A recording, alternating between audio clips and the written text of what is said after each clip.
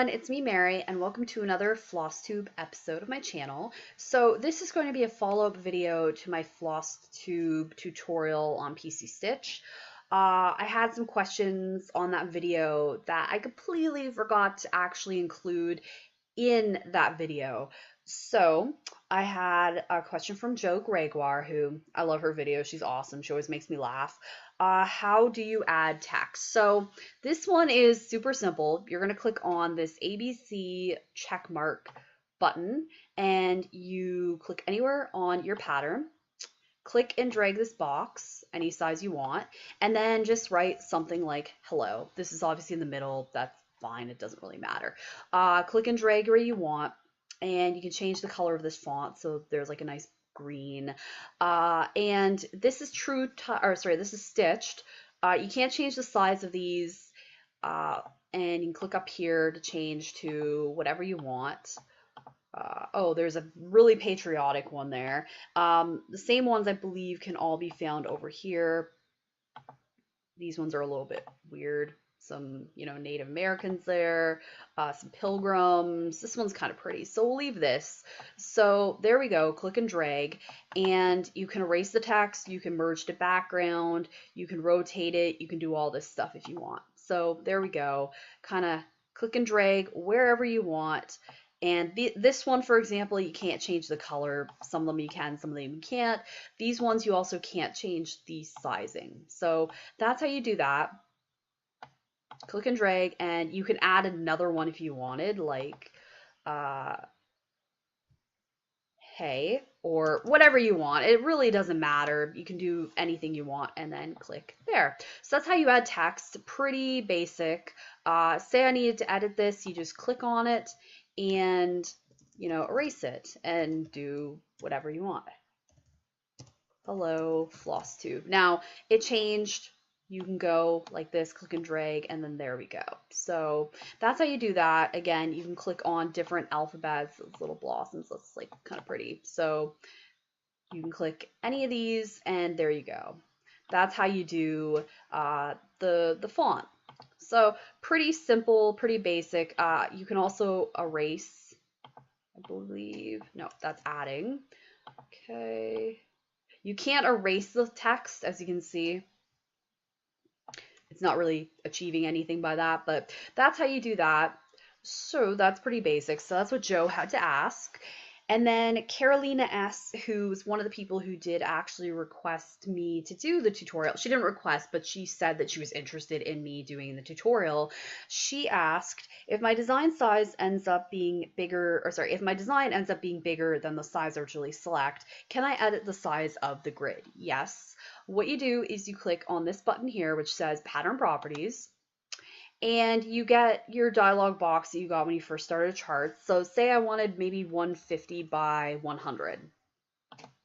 There we go. You're going to get your new chart size, and you can completely grid this part that you want. And oh no, I made a mistake. So 100 by 150 or 100 by 100. Now if you try going back to the 150 by 100 or whatever size you originally had, or a different size, you lose that pattern design size that you previously did. So we're just going to go and go back and go back and go back again. So that's what happens there. So the easiest thing to do, it would be to just do edit and Control-Z if you want to recover your losses. So that's what you do there. And then she also asked, does the program allow us to upload an image and it generates a pattern for that image? Yes, you can do that. What you want to do is click File, Import, and I like to get picture from a disk file. Now, the smaller the image, the faster it's going to load into PCStitch, and probably a little bit better quality. So I have these images that I found online. This one's actually mine, so we're going to click on it. This is my photograph. This is a Portland headlight that I took the past summer, I believe, because I visited twice in the summer. So this is what it looks like here. It's a 400 by 600 image. The original image size was much bigger. I toned it down a lot. You can also crop. So say maybe I really only want the lighthouse. in this image. Say, okay, that's what I want. You can click crop. I don't. I want the whole image. So the thing you're going to be concerned about here is sizing. Now, right now it's charted for a 100 by 150. That isn't going to look good. So we're going to make it 400 by 600. The sizing that it is up here. And then adjustments and floss. You can change the adjustments. You can make it brighter, you can make it darker, contrast, saturation, hue, and gamma cracked. I'm going to leave this as is because I've edited my image and think it looks good. You can also map colors to available list, and right now it has the most, 387. I'm going to leave that as is. And I know it's going to look okay, so we're going to click OK. Normally you could click Show Preview, which does take a little bit of time to actually load the image into this little preview button. You can see that it doesn't have the best quality. It's kind of granulated and what have you, but that's what it is. So if I went to size and I try to do 1,000, it does not let me. Let's see here. 999 is the most. So we're going to go back to, I'm going to actually select Show Preview off. So to make things run more smoothly, you want to have the size, the import size, and then don't show preview because it's going to look fine. So click OK. Okay, so as you can see, I have my image loaded into here. You can go back and look at it a little bit. To see what it looks like. It's going to be a little granulated. Obviously, it's not going to be perfect, but I mean, from far back here, it looks pretty good. So this is what it'll look like stitched. I think it looks pretty good. So once you have your image in here, you can obviously click on, your solid blocks is what it looks like now, your symbols, your block symbols, your stitches, and virtual stitches. I'm not going to do any of that because it'll take time to load. So to do this, you want to click Print Preview, and you're going to get this dialog box, which I showed in the other thing, and we have symbols, so I'm going to click OK, Preview, and see how many pages it actually is, because it's probably going to be a few pages. Let's see. It's about 9 pages. So there we go. It kind of looks like, it uses a lot of colors. Yeah, it uses a lot, uses a lot of colors. So it's not that bad as far as like a stitch goes. It's only a few pages. So that's what it looks like. And we're gonna close that. And you can also print it as maybe symbols over color. We'll see what that looks like. Just give you guys a little bit more in depth. Again, this is my photo, so I don't mind you guys seeing what it looks like as far as a stitching pattern. You can see it says my name on the top there. We're going to zoom it in. Oops. We're going to zoom it in about 200, and that's still pretty hard to read, so we're going to do a 500. And can you even zoom in any more than that? I guess that's all you can zoom in on here. But you can see that there's a lot of detailing. So that's how you do that.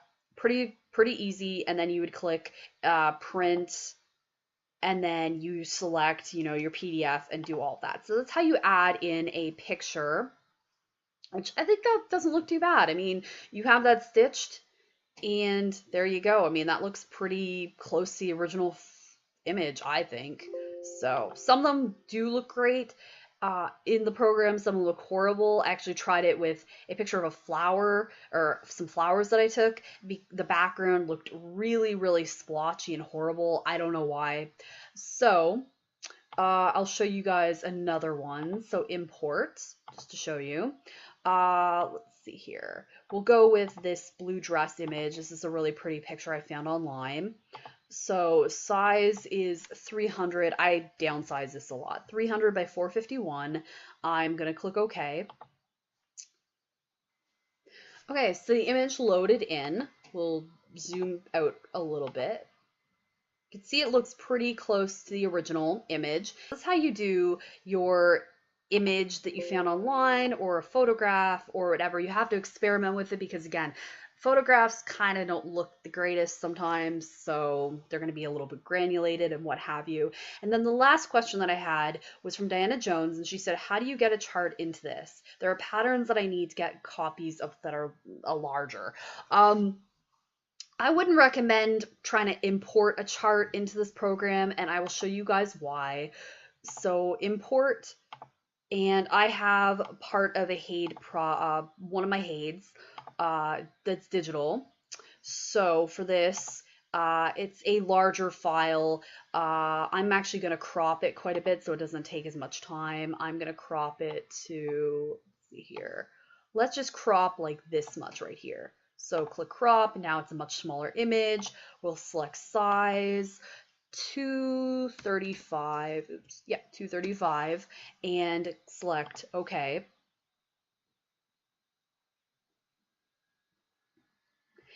And we'll zoom out. You guys can't tell what this looks like, but if I was to select, I mean, it looks good from back here, but if you're trying to zoom it in anyway, it's gonna look really, really pixelated. So I would not recommend trying to add a chart into this program. If you're gonna do that, you might as well just scan it and import it into like a Photoshop or some editing program. For me, if I don't have a digital chart, follow what I did in the first thing and actually chart chart, make your own chart. That's the best thing that I can say for this, because it's going to look really horrible. And it does have that size restriction thing. So there we go. Now I will say there is a button on the side, and it's border. And I'll address this a little bit too. So say I wanted, I don't know, this border here. What you want to do is click and drag, and it will add a border. Now that actually looks kind of nice because it matches. You can change the color of it, I believe. Maybe you can't. No, I don't think you can change the color of the borders. Say maybe I like this one instead. It will resize your image to fit that border. So we have like this zigzag pattern. What else do we have? You can click this to pin it so it doesn't keep moving. This heart border. Now I have best fit. You can also do outside existing grid. Best fit is probably your best bet so that you actually get it to look like what you want. You can probably find more borders online, like a Christmassy one. Here's like some star one, some waves. I mean, your possibilities are endless. You can create, so you can actually like make your own, but I'm not really sure how you do that. And then you also have, so let me go over here. Okay, so I don't want that pinned anymore. So that's how you add different borders to it if you want like a decorative border. There's also Pattern Browser, which there's 4